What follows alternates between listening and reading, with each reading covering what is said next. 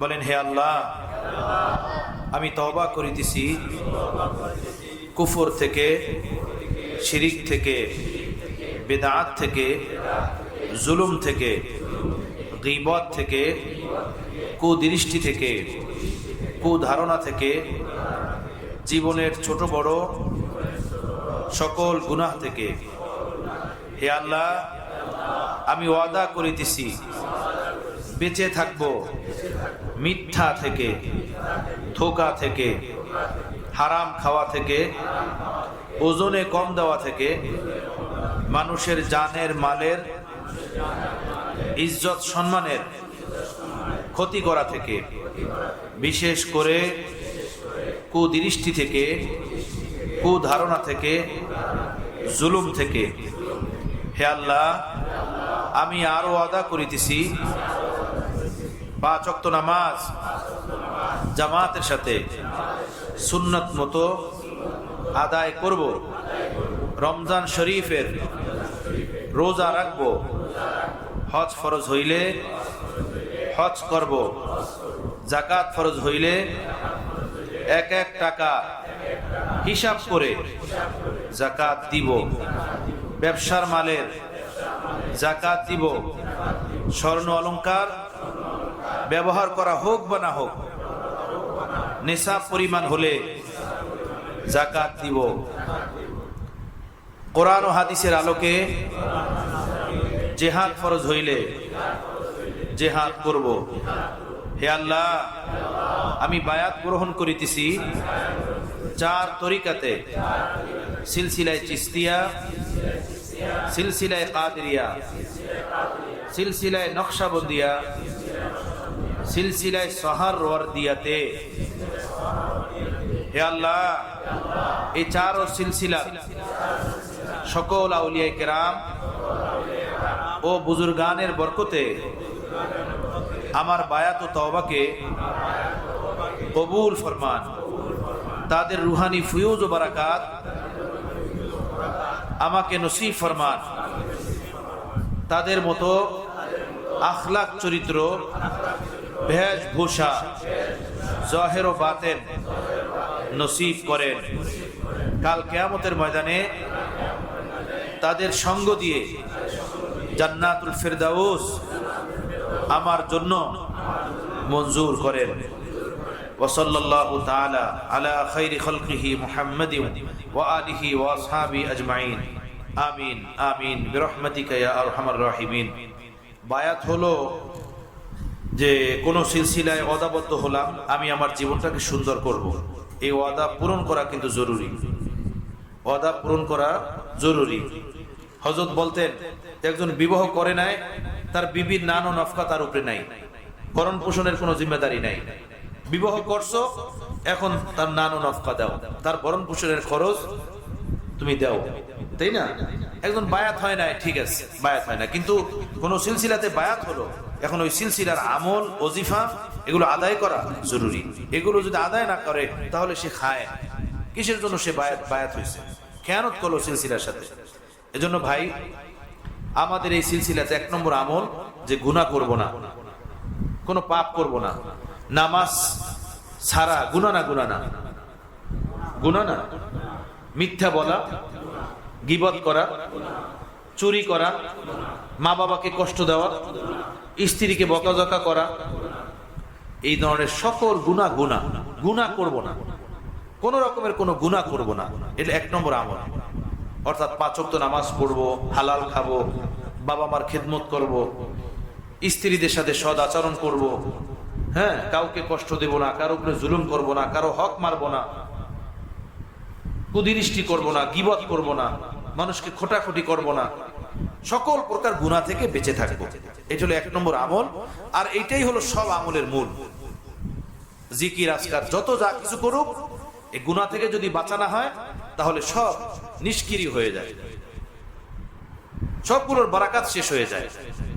এজন্য হযরত হাকিমুল উম্মাহ থানবী নওয়ারাল্লাহু মারকাদাহু বলতেন, আমার হাতে যারা বায়াত গ্রহণ করে, আমি তাদেরকে প্রথম সবকই দিই এইটা, যে তুমি গুনাহ করবা না, এই পাক্কা নিয়ত করো, ইরাদা করো যে গুনাহ করবা না, আল্লাহ নাফরমানি করবা না, আল্লাহ নাফরমানি মুক্ত একটা জীবন গড়বা। ভাই হিম্মত তো লাগবে না, হিম্মত করলে ইনশাল্লাহ কদম বা কদম ধীরে ধীরে আগে বেড়ে যাবে। নৈরাশ্যের কিছু নাই, ভয়েরও কিছু নাই। এমন না যে আমি পারবো না, একদমই না। ইনশাল্লাহ আমাদের বুজুর্গানে দিনের ইমানের এমন পাওয়ার লাইট আমাদের সিলসিলার ভিতরে আছে। একটু হিম্মত করলে আল্লাহর পক্ষ থেকে সীমাহীন মদদ ও রহমত আমরা পেয়ে যাব। হিম্মত করি, চেষ্টা করি যে গুনাহ করব না। 1 নম্বর আমল। 2 নম্বর 400 বারের জিকির সকালে ফজরের আগে কিংবা পরে অথবা দিনের যে কোনো সময় করে নেবেন। লা ইলাহা ইল্লাল্লাহ 100 বার। লা ইলাহা যখন বলবেন খেয়াল করবেন যে আমি আমার অন্তর থেকে সমস্ত গায়রুল্লাহ বের করে দিলাম। ইল্লাল্লাহ যখন বলবেন তখন খেয়াল করবেন আমি আমার এই অন্তরের মাঝে শুধু আল্লাহ পাকের মহব্বতকে জায়গা দিলাম, আল্লাহ পাকের মহব্বত আজমতকে স্থান দিলাম, আর সব আমি আমার হৃদয় থেকে বের করে দিলাম। এভাবে লা ইলাহা ইল্লাল্লাহ 100 বার পড়বেন। 10-12 বার পড়ার পরে মুহাম্মদুর রাসূলুল্লাহ সাল্লাল্লাহু আলাইহি ওয়াসাল্লাম বলে কালিমাকে পূর্ণ করে নেবেন।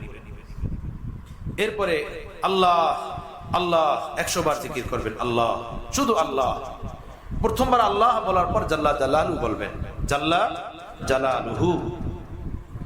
আল্লাহ যখন বলবেন খেয়াল করবেন যে আমার জবান দিয়ে আল্লাহ বলতেছি, আমার দিল থেকে আল্লাহ বের হইতেছে, আমার শরীরের পশমের গোড়া গোড়া থেকে আল্লাহ আল্লাহ বের হইতেছে। এভাবে আল্লাহ আল্লাহ আল্লাহ 100 বার জিকির করবেন। এরপরে 100 বার ইস্তেগফার করবেন, রব্বিগফির ওয়ারহাম ওয়া আনতা খায়রুর রাহিমিন, অথবা আস্তাগফিরুল্লাহ রাব্বি, আস্তাগফিরুল্লাহ রাব্বি 100 বার এই জিকির করবেন।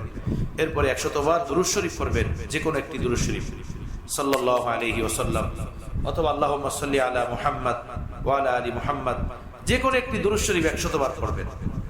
এই 400 বার জিকির করার পরে সংক্ষিপ্ত একটু দোয়া করবেন, জিকিরের উসিলাতে নিজের হেদায়েতের, নিজের ইসলাহের। যিনি আল্লাহ আপনার জিকিরের বরকতে আপনি আমাকে ইসলাহ দেন, সংশোধন দেন, সুন্দর একটা জীবন দেন। কয় নম্বর আমল হলো? 2 নম্বর আমল। 1 নম্বর গুনাহমুক্ত জীবন, 2 নম্বর 400 বারের জিকির। 3 নম্বর যারা কোরআনে পাক সহি শুদ্ধভাবে পড়তে জানেন না, নিজ এলাকাতে নিজে যেখানে থাকেন, চাকরি করেন বা নিজেরিয়া কোন হাফেজ সাহেব, কারি সাহেবের কাছ থেকে নিজের কোরআনে পাক সহি শুদ্ধভাবে পড়া শিখতেন। এটা শিখতেই হবে। আর যারা পড়তে পারেন তারা প্রতিদিন কমাস কম 30 মিনিট, আধা ঘন্টা কোরআনে পাকের তেলাওয়াত করবেন। আধা ঘন্টা 30 মিনিট কোরআনে পাকের তেলাওয়াত করবেন, কোরআন নিয়ে বসবেন।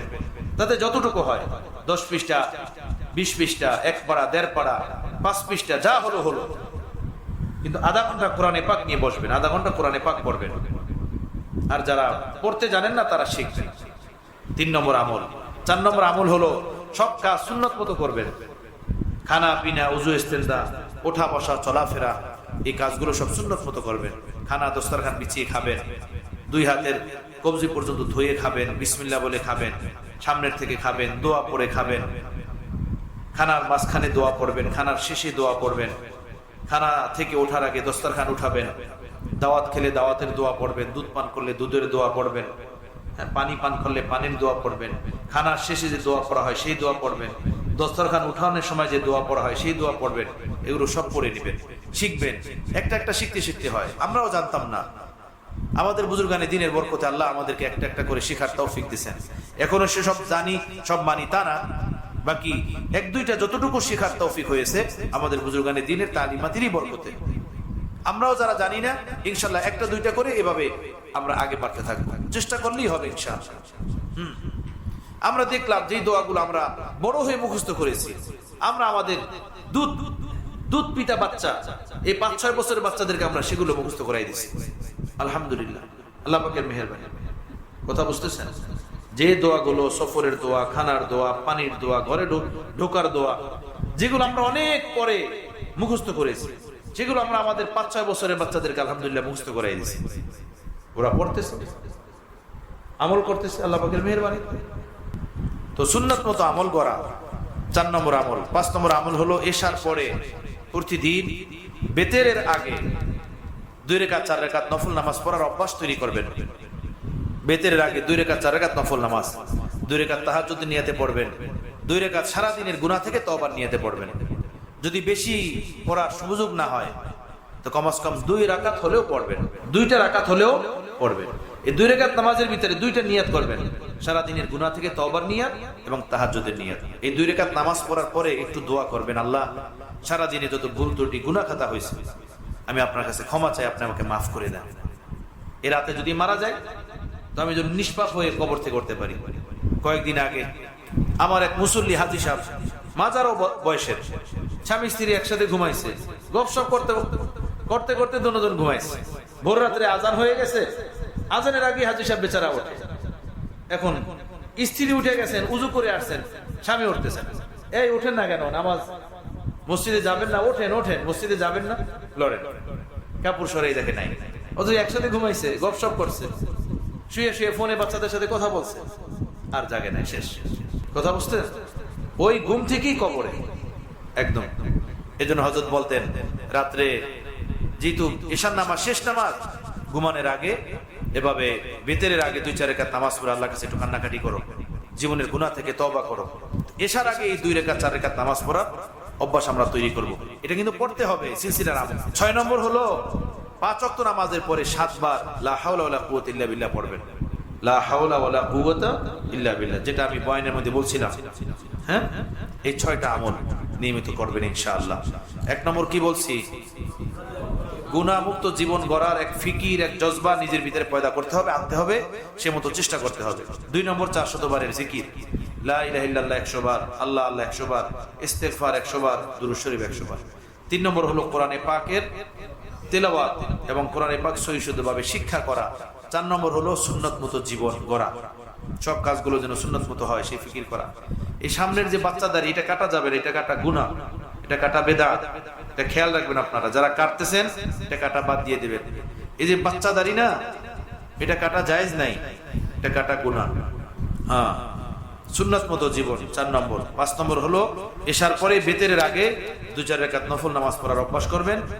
এর ভিতরে 2 রাকাত তাহাজ্জুদের নিয়তে, 2 রাকাত তওবার নিয়তে পড়বেন। আর যদি 2 রাকাত পড়েন তো কমাস কম, আর যদি একাধিক রাকাত পড়তে না পারেন কমাস কম 2টা রাকাত পড়বেন তওবার নিয়ত এবং তাহাজ্জুদ নিয়তে।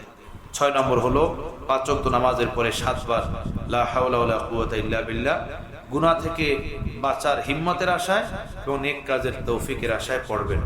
আল্লাহ আমাদের সকলকে তৌফিক দান, কবুল ফরমান।